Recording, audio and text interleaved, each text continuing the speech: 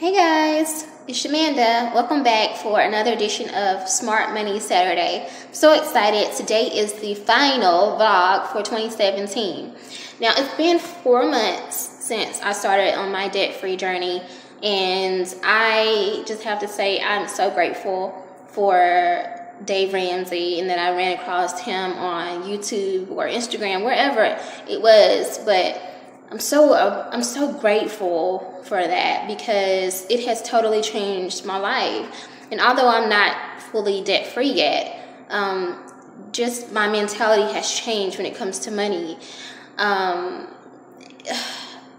see such a great and bright future financially, and just overall for myself and my children and anyone in my life. I just see it as a great future because I'm doing right by money, and the money is going to do right by me. It's just a tool. And I always say that it's just a tool, but with utilizing it correctly, it can help tremendously and allow other people to benefit from it. So I'm so excited about that. Today I just wanted to do like a quick update on my journey so far for the first 4 months, and also to give you guys some updates on the changes that I plan to make in terms of my budgets and things of that sort. So here we go. All right, so changes. One thing I noticed is that I didn't budget enough for food, and so pretty much almost every payday, like I have to I don't overspend, but like I have to like go back and like add more money to that fund because I have 2 growing children and I don't receive any kind of financial support for them. So it's like literally I pay for everything, and they eat a lot, they grow, like, and I know I was going through my weight gain process too. So of course, I added to that a little bit. So we just eat more, and it costs more. I don't want to say it costs more to eat in, but I'm vegan / vegetarian, depends on what day it is. Mostly vegetarian now. I went vegetarian like 5 months ago from vegan. So yeah, that's a whole nother story. But anyway, we don't eat out a lot. Like I don't like to eat out. I like to cook my food, and but it goes really fast because I think they're about to hit a growth spurt. So yeah, they eat a lot, and I definitely have to increase my food budget so that I won't have to like transfer money into the fund, every week, whatever. So that's something I noticed. And also increase my gas budget only by about $5 or $10, just because around the time it's time to refill again, I'm like on E, and it's really not necessary. And then I travel from Georgia back to North Carolina. I would say like maybe once a month, sometimes 2, mostly just once a month, if that. It depends on what's going on, like for holidays and things of that sort. So I might just kind of create like a sinking fund for gas expenses, for traveling, basically, when I go back and forth, go back home, whatever. So that's that. Something else I want to do is on baby step 4. I'm on baby step 2 right now because I'm paying off debt, but I'm also doing baby step 3 simultaneously, which is not what I'm supposed to be doing. But because I'm a single mom, I feel more comfortable, and it decreases my anxiety knowing that I'm saving for emergencies on top of paying off debt. Now, that's not the way Dave Ramsey has it set up, and I definitely understand that. But for me, my personal circumstances, it just makes me feel more comfortable, and that's just kind of how it has to be for me. So, but baby step 4 is when you start to invest about, I think 15% of your income into an investment fund or retirement fund. I think next year, maybe not January, but maybe around February, I will start to invest at least $100 a month into my 401k, or actually just an IRA, Roth IRA, just because time, the compound interest factor. Like, I know I'm supposed to wait, and I would be starting that maybe next 2019, March 2019 is when I would start.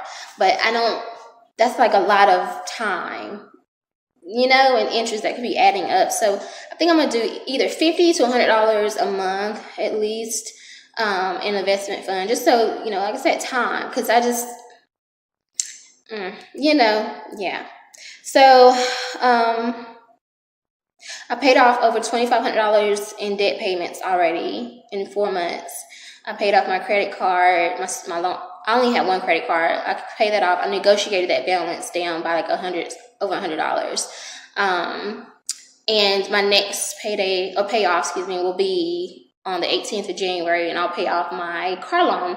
And as you guys know, I totally lost my car this January, and it had like a $10,000 balance on it.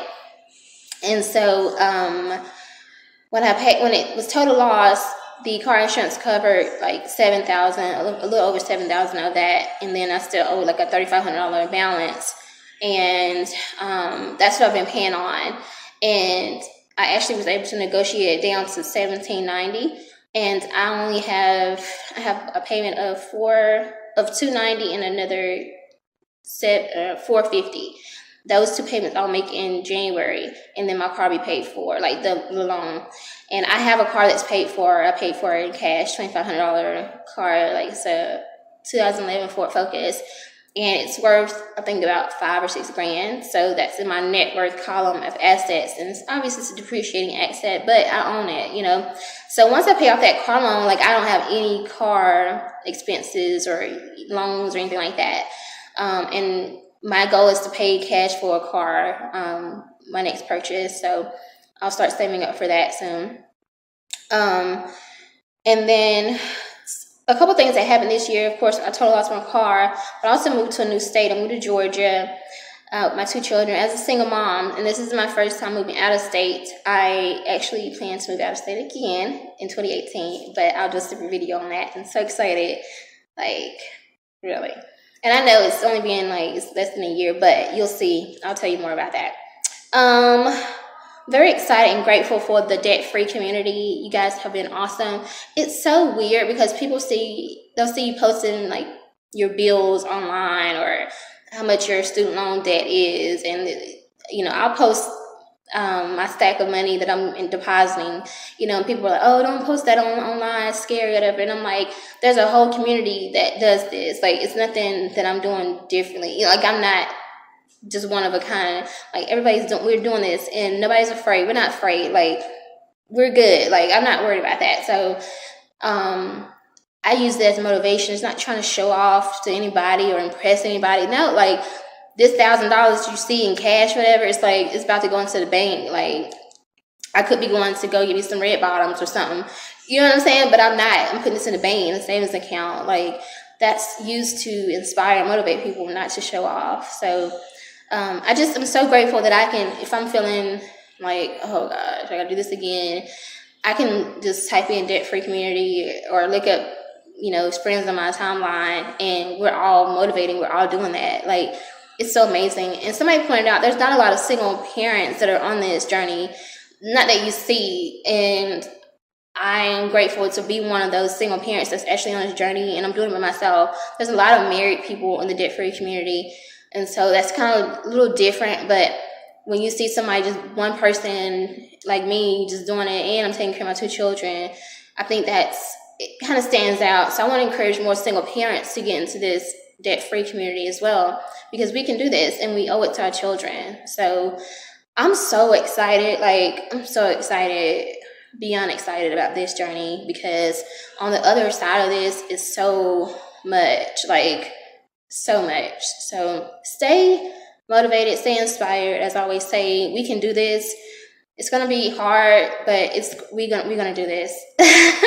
I'm so excited, y'all. Y'all just don't know. I'm so excited. Like, for real. Yeah. I'm saying. I'm so grateful. Make sure you subscribe to my channel. Let's stay connected. Let's comment. Let's share each other's stuff.